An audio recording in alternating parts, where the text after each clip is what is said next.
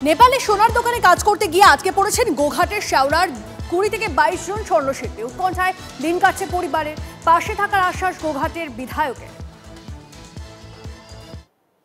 নেপালের মোরং জেলার উল্লাবাড়িতে গোঘাটের সাওড়া গ্রাম পঞ্চায়েতের, এটা দক্ষিণ সাওড়া গ্রাম, আর এখান থেকে প্রায় 20-25 জন স্বর্ণশিল্পী নেপালে কাজ করে। যেহেতু নেপালে কারফিউ জারি হয়েছে, নেপালে সরকার পরিবর্তন হচ্ছে, সেহেতু এই এলাকার স্বর্ণশিল্পীরা আটকে পড়েছে। আর দুশ্চিন্তায় আছে এই স্বর্ণশিল্পীদের পরিবারের লোকজন, আতঙ্কে ভুগছে। তাদের সঙ্গে, ছেলেদের সঙ্গে, কারো ভাইপোর সঙ্গে কথা হচ্ছে, কিন্তু আতঙ্ক কাটছে না এই সমস্ত পরিবারগুলির। এদের দাবি সরকার যেন পাশে থাকে এবং সরকার যেন এদের ব্যবস্থা নেয়। কি ব্যবস্থা? এরা পানীয় জল পাচ্ছে না, খাবার পাচ্ছে না, এমনটাই অভিযোগ, এবং যোগাযোগটাও করতে পারছে না। সরকার এদের পাশে থাকুক, এদের খোঁজ খবর নিক ভারত সরকার, এটাই এই সমস্ত স্বর্ণশিল্পীদের পরিবারের দাবি।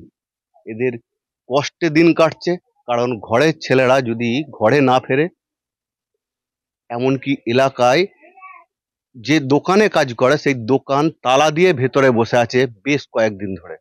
এমনই অবস্থা নেপাল জুড়ে। গোঘাটের সাওড়া থেকে ক্যামেরায় মধুসূদনদের সঙ্গে তন্ময় বৈরাগী, TV9 বাংলা।